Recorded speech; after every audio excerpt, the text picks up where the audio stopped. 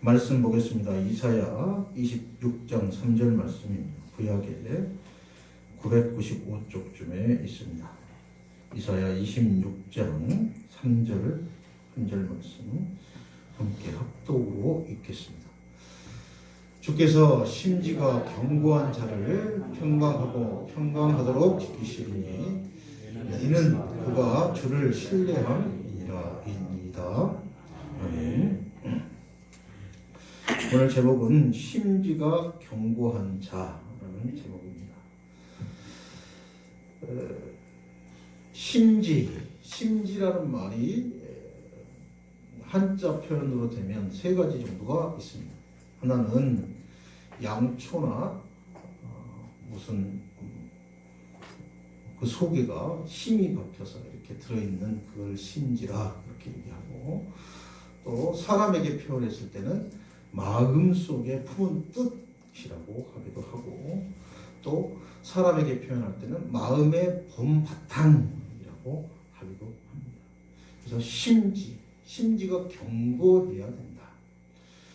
제가 결혼식 때요, 양가 부모님들이 나오셔서 이렇게 촛불에 불을 밝혀야 되는데 불이 잘 안 붙어가지고 먹었어요. 왜 그런가 봤더니 이 심지가 좋지 않아서 불이 안 붙었어요. 심지, 사람에게 있어서도 심지가 중요합니다. 마음속에 품은 뜻, 마음의 본 바탕이 중요한데, 성경에서는 이거를 뭐라고 표현했냐? 심지가 견고한 자를 표현할 때 원어로는 에츠르삼크라고 히브리어로 표현합니다. 이 말은 확고부동한 마음의 상태, 어떠한 일이 있어도 흔들리지 아니하는 상태, 이렇게 얘기하고 있습니다. 우리가 어떤 상황을 만나도, 또는 어떤 오해를 받아도, 또 어떠한 병마가 와도, 어떤 상처를 받아도, 어떠한 모든 상황 속에서 개의치 않고 완전하게 변함이 없는 고정된 마음의 상태, 이거를 심지가 견고한 자라고 성경은 표현했습니다. 오늘 우리가 이사야 26장을 봤습니다만, 신약 말씀은 마가복음 7장을 또한 같이 보려고 합니다. 마가복음 7장에는 수르보닉의 여인이 나옵니다. 이 여인은 심지가 견고한 사람이었습니다.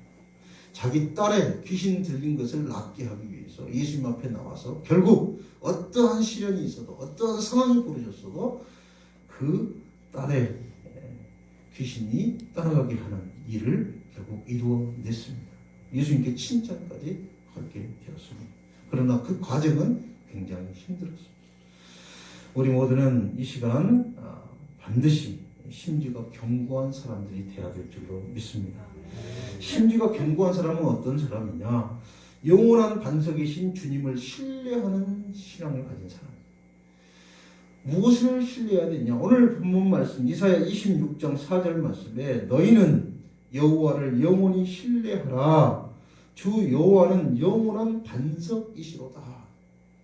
우리가 표현할 때 반석 그러면 큰 돌인가 보다 이렇게 생각하는데 그런 뜻이 아닙니다. 광야에서 반석은요, 아무것도 없는 곳에 큰 바위를 말합니다. 근데 그게 뭔 상관이냐? 근데 전쟁이 이스라엘은 광야에서 많이 했습니다. 근데 화살이 비가 오듯 쏟아질 때 그 화살을 피할 수 있는 곳이 없어요. 근데 이 반석에 가서 숨으면 그 비같이 쏟아지는 화살을 피할 수가 있어요. 적으로부터의 공격을 피할 수가 있어요. 숨을 수가 있어요. 또 물 가운데 있는 반석.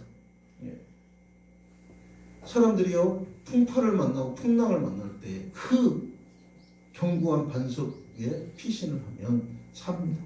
거기서 쉼을 얻고 안식을 얻을 수 있습니다. 그래서 주님이 말하는, 이 성경에서 말하는 영원한 반석이신 하나님, 반석은 하나님께서 우리에게 주시는 쉼, 하나님은 우리의 쉼터가 되어주신다. 하나님은 우리의 안식처가 되어주신다. 하나님은 우리의 피난처가 되어주시고 보호자가 되어주신다 하시는 말씀이에요.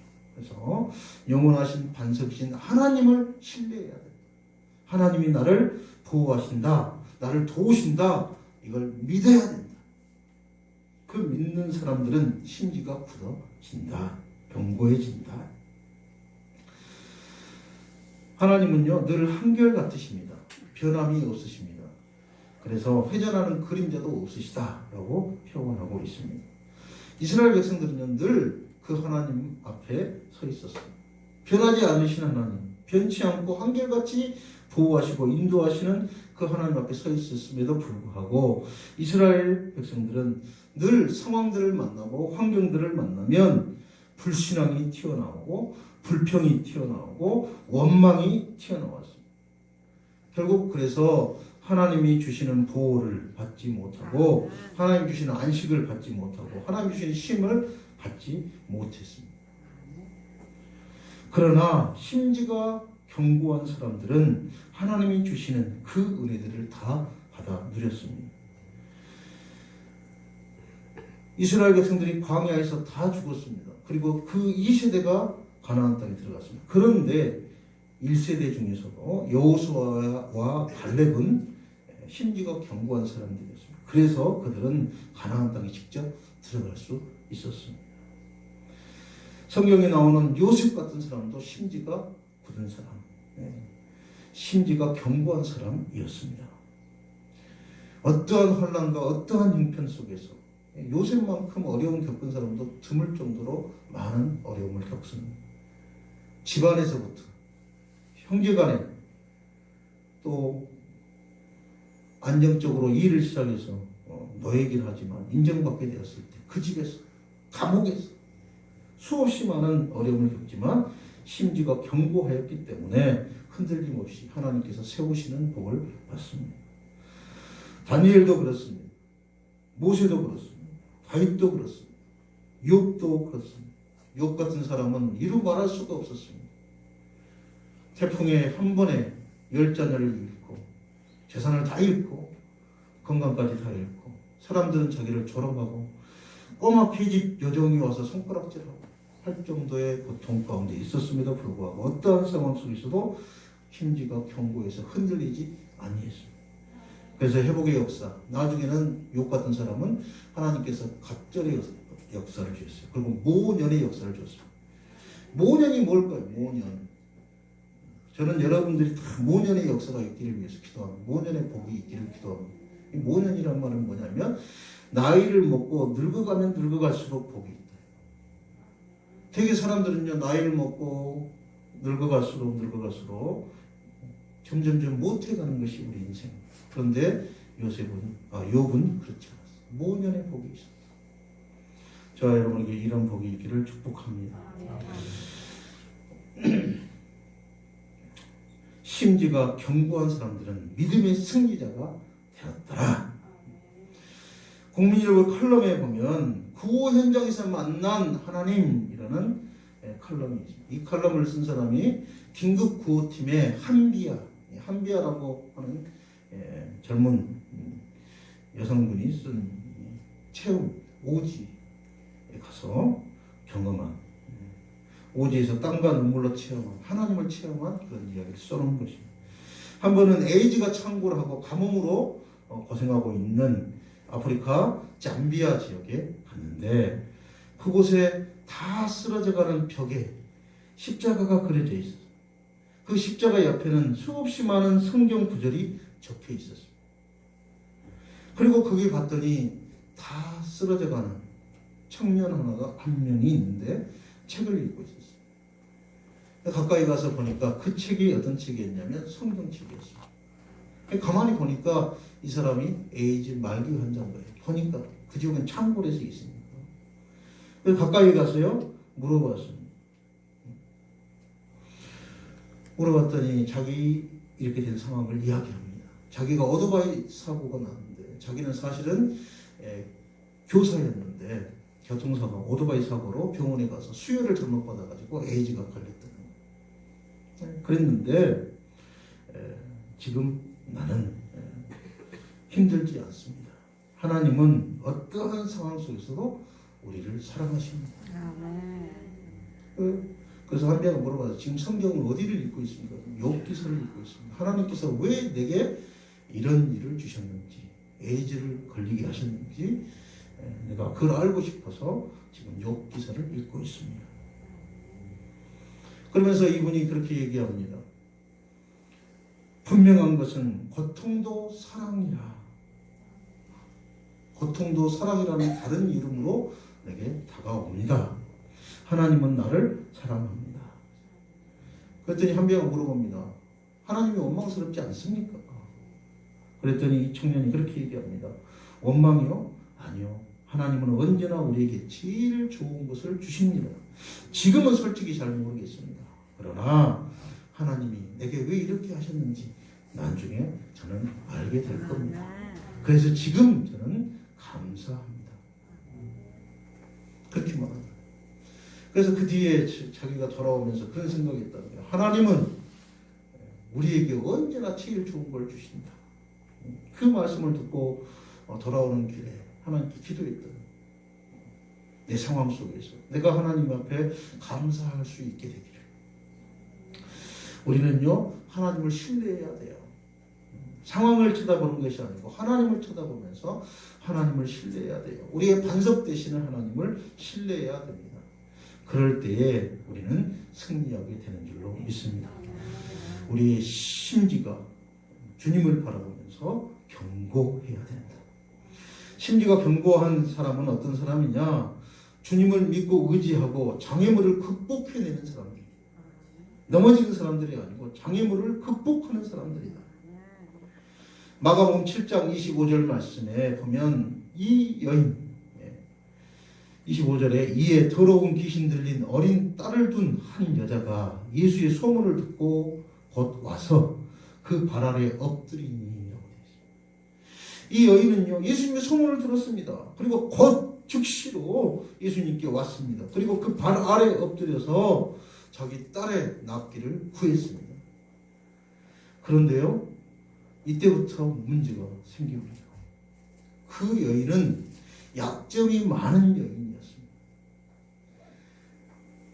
이스라엘 사람이 아닙니다. 헬라 사람이에요.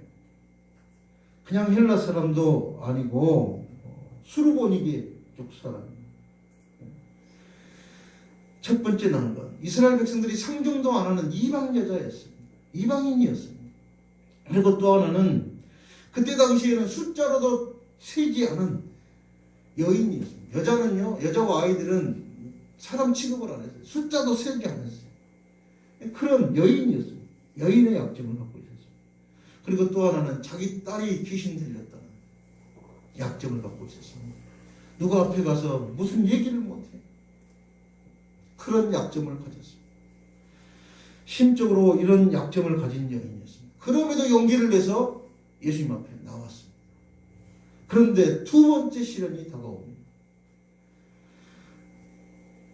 예수님이 무관심합니다. 제자들은 어떻게 얘기하느냐? 빨리 시끄럽게 가니까 빨리 돌려보내십시오, 예수님. 이렇게 얘기합니다. 마태복음 15장 23절 말씀을 보니까 예수는 한 말씀도 대답지 아니하시니 제자들이 와서 청하여 말하되 그 여자가 우리 뒤에서 소리를 지르오니 그를 보내소서. 이 여인은 얼마나 갈급해서 예수님 앞에 나왔는데 예수님 한마디도 대답 안 하십니다. 그런데다가 제자들은 예수님 저 여자 좀 어떻게 좀 보내십시오. 제자들이 어떻게 해야 돼요? 예수님 이 여인의 소원을 좀 들어주세요 해도 모자랄 판인데 제자들이 말하기를 몇 번 좀 보내십시오 좀 이렇게 얘기합니다. 이 상황 속에서 다른 사람들 같으면 에이 나 안 한다 하고 포기할 수도 있습니다. 근데 이 여인은 심지가 견고한 사람이었습니다. 그럼에도 호소를 합니다. 그러면서도 계속해서 호소를 해요. 근데 더 큰 장애물이 등장합니다. 이번엔 드디어 예수님이 입술을 여셨어요. 근데 예수님 뭐라고 말합니까? 모욕적인 말씀을 하십니다. 예수께서 이르시되 자녀로 먼저 배불리 먹게 할지니 자녀의 떡을 취하여 개들에게 던짐이 마땅치 아니하니라. 이 여인을 개 취급합니다. 모욕적입니다. 모멸적입니다. 그리고 실제로 이 말은 거절하는 말이에요. 안 없다. 그럼에도 불구하고 이 여인은 포기하지 않습니다. 여인의 대답은 이렇습니다. 여자가 대답하여 이르되 주여 올소이다마는 상 아래 개도 아이들이 먹던 부스러기를 먹나이다. 이 여인의 모습을 봅니다. 이 여인이 얼마나 겸손합니까? 그리고 마음이 얼마나 견고합니까? 심지가 견고합니다. 드디어 이 여인은 예수님의 시험을 통과합니다. 그리고 예수님의 칭찬을 받습니다. 여자여 네 믿음이 크도다. 네 소원대로 되리라 하시니 그때부터 그의 딸이 나으니라. 우리는 주님 앞에 주님을 믿고 의지하고 장애물을 극복해내는 사람들인 줄로 믿습니다. 주저앉는 사람들이 아니다. 어느 교회에 장로님이 계시는데 그 장로님 별명이 뭐냐? 개털 장로. 개털. 근데 이 장로님이 원래 어떤 분이냐면 높은 관료 출신, 군대의 장군 출신, 굉장히 높은 그런 직급을 갖고 계셨어요. 그런데 늘 자존심도 세고 어디 가면 늘 대접받으시고 높은 자리에 늘 앉던 버릇이 있어서 그렇게 했습니다. 교회에서도 마찬가지. 그런데 한 번은 꿈을 꿨어요. 사람들이 다 있어서 줄을 서서 하늘나라에서 하나님께 상급을 받는데 자기 앞에 사람들은 생명의 면류관들을 다 받더라는 거예요. 다 받고 가버렸는데 자기가 받으려고 가서 봤더니 아무것도 없어. 근데 마침 거기 보니까 개털 모자가 하나 있는 거예요. 면류관 어디고 다 떨어지고 없고. 그래서 그 개털 모자를 딱 잡아서 딱 썼는데 또 써보니까 또 너무 창피해. 그래서 얼른 벗으려고 하는데 이게 안 벗어져. 그래가지고 난리를 치다 꿈을 딱 깼어요. 그리고 느꼈습니다. 내 모습이 이런 모습이구나. 하나님 제가 잘못했어요. 내가 겸손하지 못했습니다. 하나님 용서해 주세요. 하고 잠을 깼어요. 그리고 자기 스스로가 하나님께 회개하고는 별명을 나는 개털장로다. 개털장로. 사람들한테 나는 개털장로예요. 겸손하게 360도가 바뀌어서 180도가 바뀌어서 겸손하게 하나님의 은혜를 누리며 살았다 하는 일화가 있습니다. 여러분 우리는요 하나님을 믿고 주님을 믿고 의지하고 장애물을 극복하는 그러한 사람들인 줄 믿습니다. 어떠한 상황 속에서도 어떠한 환경 속에서도 흔들리지 않냐고 사실은 저와 여러분 되기를 축복합니다. 또한 심지가 견고한 사람은 구원의 은총과 참 평안을 누리는 신앙을 갖는다. 오늘 이사야 26장 1절에 그렇게 말씀합니다. 그날에 유대 땅에서 이 노래를 부르리라. 우리에게 견고한 성읍이 있으며 여호와께서 구원을 성읍과 외벽으로 삼으시리로다. 여기서 구원은 원어로 예슈아인데 하나님의 보호하시는 능력이 우리에게 있다. 그 뜻입니다. 구원이란 말 속에 여기서 말하는 구원입니다. 원어상으로는 하나님께서 보호하시는 능력이 내게 있다. 그리고 그 뒤에 말씀을 보면 성벽과 외벽이라는데 하나님께서 겹겹이 보호하신다. 대적들로부터 보호해 주신다. 그렇게 말하고 있습니다. 주님을 믿고 심지가 견고한 사람들, 주님을 신뢰하고 의지하는 사람들은 주님께서 그렇게 보호하신다. 그렇게 구원하신다.